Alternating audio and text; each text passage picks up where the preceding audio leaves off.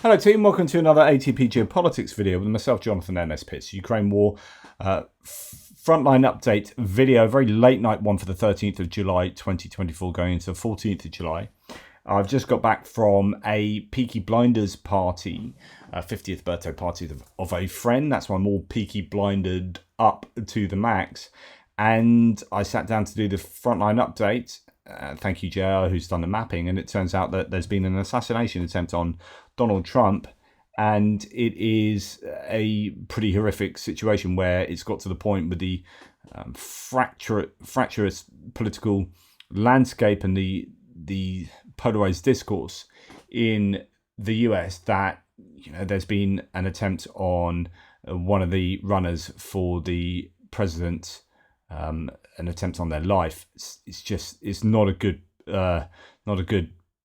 sign of things to come. And indeed, when he then calls for fight, and you can imagine that that's the sort of thing you would be shouting, like defiant shout from the president, who has got a grazed ear from a bullet, centimeters away from being dead effectively. It must be horrific, but and goodness knows whether there's anyone else in the at the rally who's been killed or injured. But it's not good.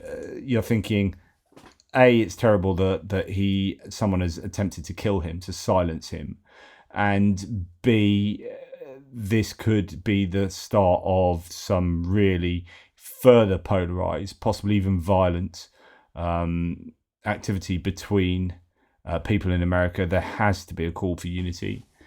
And I think it's going to be entirely counterproductive from whoever decided to try and do that. If indeed it was completely politically motivated from a partisan point of view, it's only going to give Donald Trump, grist to the mill and give him further support, I think. Anyway, if you don't know what the lines behind that mean, please check out the screen at the moment. Pause the video. We'll go to the north to begin with. First of all, I'm not popping into the Institute for the Study of War, American military think tank, but we're going to go to, due to time constraints, thanks again to JR for the mapping, we're going to go to this newly captured area captured from the Ukrainians in this third sector in the Kharkiv Oblast, where the Russians supposedly took a swathe of land here, Sotnitsky Kozachok, a small village, just a kind of one single road really, that the Russians took. And there was no change, interestingly, to Andrew Perpetua's mapping. He just kept that as it was, or at least, very at the very most. Well, it doesn't even have grey zone. There's no grey zone on there. It's just literally kept it as it was. But Deep State Maps and Surrey Maps had that under Russian control. And as you can see from these pins, they have changed that today. Apparently, the Ukrainians recaptured that area. But just it's one of those things where I've seen no detail of this. Just like the claim that the Russians took it, then the claim that the Ukrainians took it back. But nonetheless, good news that the Ukrainians have that back under their control. Then we come further to the east. No change to the Hliobake and Lukyantsy sector. We come further to the east still, and we have some gains for the Ukrainians in the Vovchansk area, as according to Deep State Map. So a little push to the east of, or northeast of the town, and also a little bit of gain for the Ukrainians in the central part, not the aggregates plant, but over to the other area where the Russians control, where they'd be looking to get a bridge across from there to the aggregates plant. But somewhere in that vicinity, the Russians have been pushed back a little bit there as well. No claims from the other mappers. So we'll take... We'll move on now down to the northeastern axis from Kupiansk to Svatovo to Kreminna. No change to that front line at all, which is good news for the Ukrainians, as it's been fairly active right along that line in a quite a large number of places over the last few weeks, and particularly over the last few days. Quiet there. No change to Terni and Torska. So that's good news for the Ukrainians again, and Serebyansky Forest, which is still lots of video footage coming out from Serebyansky Forest. A lot of really hardcore trench fighting there. Not an easy place to be at the moment. Seversk, no change. And then we have some gains for the Russians to the north of Soledar on the way to Fedorivka. This is the sort of Rozdilivka area, and the Russians appearing to make some gains in Rozdilivka as well as to its east there. And that's Deep State map catching up really with previous claims from Surat maps from some time ago, it must be said. There were these claims last week that the Russians had taken Rozdilivka, that they'd raised a flag there. This had been in the grey zone for Andrew Perpetua and Deep State map. As you can see, the difference between the two blue lines there is Andrew Perpetua's understanding of the grey zone for his mapping purposes. Well, the other mappers seem to think that that is now under the control of the Russians. Interesting that there's no change to Chasiv Yar, though that I suppose is to be expected. It's been really difficult for the Russians to take the Canal micro district. They've lost a lot of men doing that apparently, and quite a bit of equipment, as well as Kalinivka and further to the south through Ivanivska. They would probably need a bit of a breather before trying to go again for Chasiv Yar. And of course, the idea that Chasiv Yar was going to fall by the end of the summer could be just a bridge too far for the Russians, because it took them an awful long time to take this area to the east, and I think it's going to be more difficult once they get across. Well, first of all, getting across the canal, and then moving through this very well defended urban area, with not just urban area, but you've got forestry, you've got marshy areas, you've got water features. It's not an easy place to take, and the Russians could be taking a breather to reconstitute their forces before going again. Apparently, it's a bit of one of these sort of areas that even though it's under Russian control is effectively a grey zone.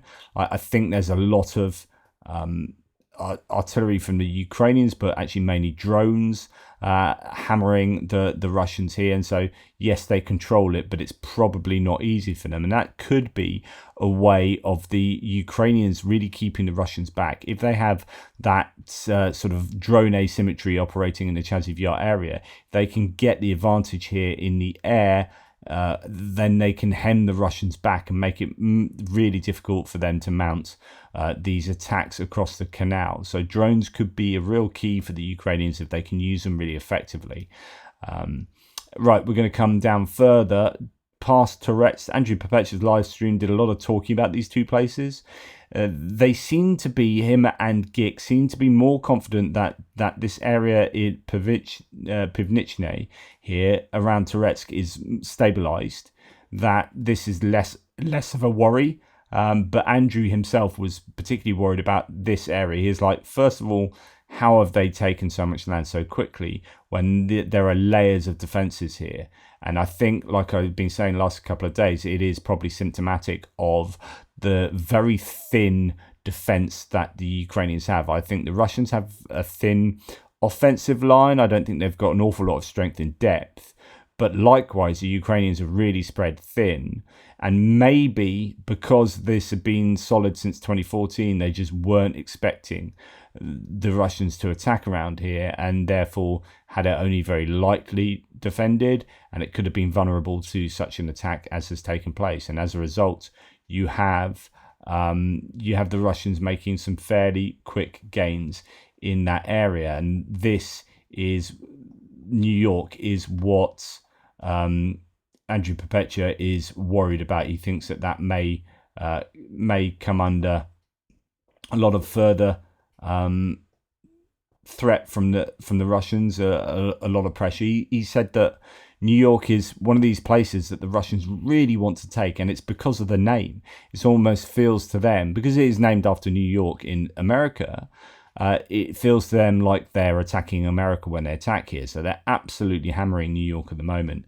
And if that goes, then yeah, things become a little bit difficult around this whole area, and you're looking at Konstantinivka becoming more and more threatened itself. So yeah, not ideal for the Ukrainians. The Russians having some definite success around that area. They are also, according to Deep State Map and a little bit for Surat maps, are pushing ever closer to Vozdivizhenka, something like that. Anyway, this small village between where they are northwest of this Avdiivka salient on the way to the T0504 highway that joins Konstantinivka to Pokrovsk. So you've got Pokrovsk here, Konstantinivka up there. Really important road. This is already under something of a lot of something of, I wouldn't say it's fire control, but it is difficult to move supplies up and down here. I think the road is closed to the public, but as far as a military ground line of communication, it's super important, and the Russians are able to reach it with their artillery, and they're moving ever closer to being able to interdict that road fully. And then around the kind of Sokil area just to the south of there, Novoselivka, Persia is being pretty much operationally encircled to some degree. Certainly from the north and the east, it is coming under enormous amounts of pressure. Surat maps and Deep State maps have different parts of the settlement under Russian control, particularly the northern agricultural warehouses there. So this is another area where the Russians are looking like they're going to have some success. I don't think this is such a worry of a place, not as much as that northwestern Avdiivka sector where they're moving towards the highway. And I think New York is more of a problem to lose than there. But nonetheless, Russians are having some success there. What do we have here? Yeah, actually, it's worth looking at this. So this is what the Russians do. This is their liberation. So actually, we're going to pop back into Toretsk here. Toretsk is under an awful lot of pressure from artillery and aviation, and indeed all of the places here. And there are still people living here as well. I mean, it was an uncomfortable sort of place to live, but it had got used to, I think, the lines from 2014 and throughout the war. It didn't seem like there's much activity here compared to, say, Bakhmut or somewhere like that. But now the Russians have got their tails up. They are absolutely hammering all of these places to the point where, as this source says, this is utterly devastating. Another Ukrainian city, Toretsk, has been completely destroyed by Russia. The fearless warriors of the 95th Air Assault Brigade are heroically holding the defensive line. It's not easy, trust me. Their bravery in the face of the relentless assault is nothing short of astonishing. And yeah, here we have a town that is getting relentlessly bombarded. You can see some of those tailings heaps over there just previously. So that's obviously over towards the east. But yeah, these buildings are now getting gradually worn down by the Russian attention from, as I say, both aviation and artillery, and no doubt drones as well. It's a real shame, isn't it? It's heartbreaking to see that people's lives and civilization is being ground down in the name of liberation. There you go. So that's, I think, towards, it might not be, but I guess that's towards the east over there. Just to let you know, around here you have these tailings heaps, these really tall mining but actually there are some more in several places, so actually it could have been looking in that direction there because there were fields around it. Anyway, nonetheless, Toretsk is definitely in a lot of trouble. In fact, some of those, they're all over the shop, these heaps actually. So no, I don't think that was towards the east, because if you remember, there were these big old mounds over here that were being attacked by the Ukrainians. Actually took control over some of these, and then the Russians took them back. But there seem to be quite a few of those in the locale. So yeah, forget everything I said about that being looking to the east. Anyway, that's Touretsk. So that is under a lot of pressure at the moment. And we are then going to come further to the south, down past Krasnohorivka, no change there. Mariinka, no change. Novomikhailivka, no change, which, particularly around Novomikhailivka, I think there was such an effort put into taking that. It expended so many lives for the Russians, and 320 plus pieces of mechanized equipment. It was incredibly expensive, and I think that's a case of like running out of steam. They seem to have got to Paraskevivka and not much further, which is good news to the Ukrainians because Konstantinivka is super important. Whether they are trying to reconstitute to go again and take that, which would then give them access to this highway, and they can come down and take Vuhledar from the north. That would have been one of their intentions, but they seem to have got no further. And Andrew Perpetch has previously talked about that being a bit of a disaster area for the Russians, and they really have failed in what they're planning on doing. But Krasnohorivka and up towards up to the west of Mariinka are areas where the Russians have had more success.